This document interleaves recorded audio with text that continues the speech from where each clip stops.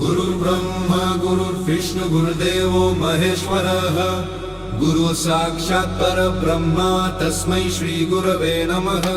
ಎಲ್ಲರಿಗೂ ನಮಸ್ಕಾರ ಮತ್ತು ಸ್ವಾಗತ. ಇವತ್ತು ನಾವು ಒಂದು ತುಂಬಾನೇ ಇಂಟ್ರೆಸ್ಟಿಂಗ್ ಟಾಪಿಕ್ ಬಗ್ಗೆ ಮಾತಾಡೋಣ.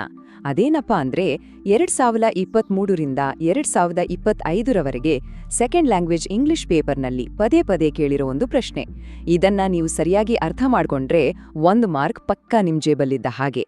ಈ ವಿಶ್ಲೇಷಣೆ ನಿಮ್ಮ ಸ್ಟಡೀಸ್ಗೆ ಹೆಲ್ಪ್ ಆಗತ್ತೆ ಅಂತ ಅನ್ನಿಸ್ದ್ರೆ ಮರೆಯದೆ ಲೈಕ್ ಮಾಡಿ, ನಿಮ್ಮ ಫ್ರೆಂಡ್ಸ್ ಜೊತೆನೂ ಶೇರ್ ಮಾಡಿ.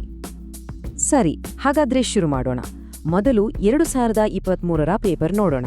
ಅದರಲ್ಲಿ ಕ್ವೆಶ್ಚನ್ ನಂಬರ್ 13 ಏನಂತ ಕೇಳಿದರೆ ನೋಡಿ, ಪೇ ಪದವನ್ನು ವರ್ಬ್ ಆಗಿ ಬಳಸಿ ಒಂದು ವಾಕ್ಯವನ್ನು ರಚಿಸಿ.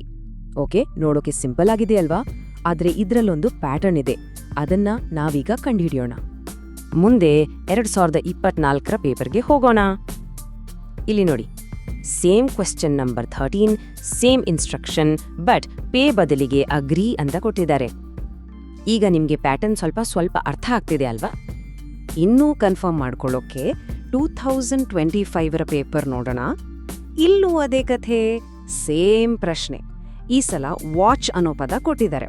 ಸೊ ಇದು ಕಾಕತಾಳೀಯ ಅಂತೂ ಅಲ್ಲ, ಇದು ಎಕ್ಸಾಮ್ನ ಒಂದು ಖಚಿತವಾದ ಭಾಗ. ಹಾಗಾದ್ರೆ ಈ ಒಂದು ಮಾರ್ಕನ್ನ ಗ್ಯಾರಂಟಿಯಾಗಿ ಪಡ್ಕೊಳ್ಳೋದು ಹೇಗೆ? ಓಕೆ, ಈ ಪ್ರಶ್ನೆನ ಸುಲಭವಾಗಿ ಸಾಲ್ವ್ ಮಾಡೋಕೆ ನಮ್ಮ ಹತ್ರ ಒಂದು ಸಿಂಪಲ್ ಪ್ಲಾನ್ ಇದೆ. ಇದರಲ್ಲಿ 5 ಸ್ಟೆಪ್ಸ್ ಇವೆ. ಮೊದಲು ಈ ಎಕ್ಸಾಮ್ ಪ್ಯಾಟರ್ನ್ ಅನ್ನ ಇನ್ನಷ್ಟು ಚೆನ್ನಾಗಿ ಅರ್ಥ ಮಾಡ್ಕೊಳ್ಳೋಣ. ಮೊದಲನೇ ಮತ್ತು ಅತ್ಯಂತ ಮುಖ್ಯವಾದ ಪಾಯಿಂಟ್ ಏನಂದ್ರೆ, ಈ ಥರದ ಪ್ರಶ್ನೆ ಎಕ್ಸಾಮ್ನಲ್ಲಿ ಬಂದೇ ಬರುತ್ತೆ. ಸೊ ಇದಕ್ಕೆ ಪ್ರಿಪೇರ್ ಆಗಿ ಹೋಗೋದು ತುಂಬಾ ಸ್ಮಾರ್ಟ್. ಅಷ್ಟೇ ಅಲ್ಲ, ಈ ಪ್ರಶ್ನೆಗೆ ಪೂರ್ತಿ 1 ಮಾರ್ಕ್ ಇರುತ್ತೆ. ನೀವು ಕರೆಕ್ಟ್ ಟೆಕ್ನಿಕ್ ಬಳಸಿದ್ರೆ ಈ ಮಾರ್ಕ್ ಅನ್ನ ಮಿಸ್ ಮಾಡ್ಕೊಳ್ಳೋ ಚಾನ್ಸೇ ಇಲ್ಲ. ಹಾಗಾದ್ರೆ ಈ ಪ್ರಶ್ನೆನ ಸಾಲ್ವ್ ಮಾಡೋಕೆ ಇರೋ ಸೀಕ್ರೆಟ್ ಏನು? ಎಲ್ಲವೂ ಒಂದೇ ಒಂದು ಸಿಂಪಲ್ ರೂಲ್ ಮೇಲೆ ನಿಂತಿದೆ. ಆ ರೂಲ್ ಏನಂದ್ರೆ, ಕಾಂಟೆಕ್ಸ್ಟ್ ಈಸ್ ಕಿಂಗ್, ಅಂದ್ರೆ ಸಂದರ್ಭವೇ ಪ್ರಮುಖ. ಯಾಕಂದ್ರೆ ನೀವು ಬರೆಯೋ ಸೆಂಟೆನ್ಸ್ ಇದೆಯಲ್ಲ, ಅದೇ ಡಿಸೈಡ್ ಮಾಡುತ್ತೆ ಆ ಪದ ನೌನ್ ಆಗಿ ಕೆಲಸ ಮಾಡ್ತಿದ್ಯಾ ಅಥವಾ ವರ್ಡ್ ಆಗಿ ಕೆಲಸ ಮಾಡ್ತಿದ್ಯಾ ಅಂತ. ಸಿಂಪಲ್ ಆಗಿ ಹೇಳ್ಬೇಕಂದ್ರೆ, ವರ್ಬ್ ಅಂದ್ರೆ ಆಕ್ಷನ್ ವರ್ಡ್, ಅಂದ್ರೆ ಕೆಲಸ ಮಾಡೋ ಪದ. ಸೊ ನಮ್ಗೆ ಕೊಟ್ಟಿರೋ ಪದವನ್ನ ನಾವು ವಾಕ್ಯದಲ್ಲಿ ಒಂದು ಆಕ್ಷನ್ ಅಂದ್ರೆ ಕ್ರಿಯೆ ತರಹ ತೋರಿಸ್ಬೇಕು ಅಷ್ಟೇ. ಸರಿ, ಈಗ ಈ ರೂಲನ್ನ 2023ರ ಪೇ ಪ್ರಶ್ನೆಗೆ ಅಪ್ಲೈ ಮಾಡಿ ನೋಡೋಣ ಬನ್ನಿ. ಪ್ರಶ್ನೆ ನೆನ್ಪಿದೆ ಅಲ್ವಾ? ಪೇ ಪದವನ್ನು ವರ್ಬ್ ಆಗಿ ಬಳಸಿ ಅಂತ. ಇದನ್ ಹೇಗ್ ಮಾಡೋದು? ಬನ್ನಿ ಒಂದು ಸಿಂಪಲ್ ಥಿಂಕಿಂಗ್ ಪ್ರಾಸೆಸ್ ಫಾಲೋ ಮಾಡೋಣ. 3 ಸ್ಟೆಪ್ಸ್. ಸ್ಟೆಪ್ 1, ನಮ್ಮ ಗೋಲ್ ಏನು ಅಂತ ನೆನ್ಪಿಟ್ಕೋಬೇಕು.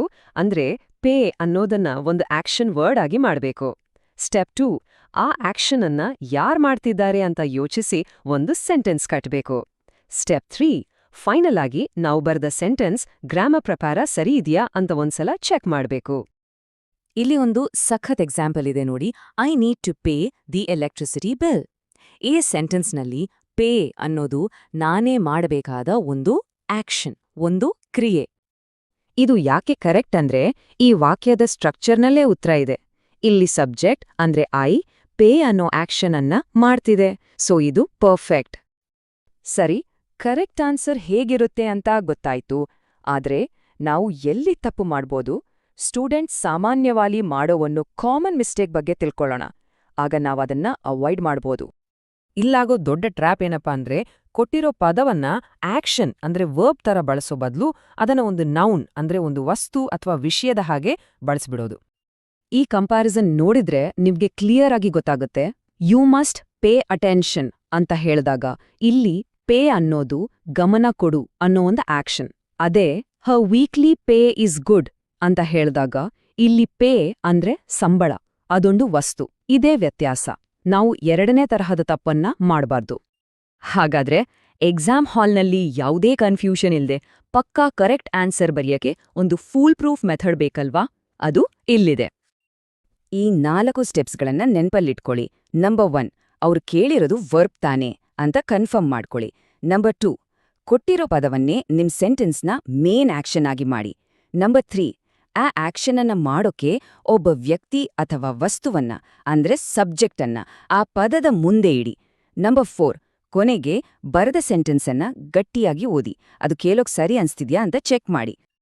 ನೋಡಿ, ಈ ಸಿಂಪಲ್ ಮೆಥಡ್ ಅನ್ನ ಫಾಲೋ ಮಾಡಿದ್ರೆ ಈ ಪ್ರಶ್ನೆ ಅಂದ್ರೆ ಟೆನ್ಷನ್ ಆಗಲ್ಲ, ಬದ್ಲಿಗೆ ಕಾನ್ಫಿಡೆನ್ಸ್ನಿಂದ ಆ ಒಂದು ಮಾರ್ಕನ್ನ ಪಡ್ಕೊಳ್ತೀರಿ. ನಿಮ್ಮೆಲ್ಲರ ಮುಂಬರುವ ಪರೀಕ್ಷೆಗಳಿಗೆ ಆಲ್ ದಿ ವೆರಿ ಬೆಸ್ಟ್. ಹೋಗೋ ಮುನ್ನ ನಿಮ್ಗೊಂದು ಚಿಕ್ಕ ಚಟುವಟಿಕೆ. ಪೇ, ವಾಚ್, ವಾಕ್ ತರಹ ನೌನ್ ಮತ್ತೆ ವರ್ಬ್ ಎರಡೂ ಆಗಿ ಕೆಲ್ಸ ಮಾಡೋ ಬೇರೆ ಯಾವೆಲ್ಲ ಪದಗಳಿವೆ ಅಂತ ಸ್ವಲ್ಪ ಯೋಚನೆ ಮಾಡಿ ನೋಡಿ. ಮುಂದಿನ ವಿಶ್ಲೇಷಣೆಯಲ್ಲಿ ಮತ್ತೆ ಸಿಗೋಣ.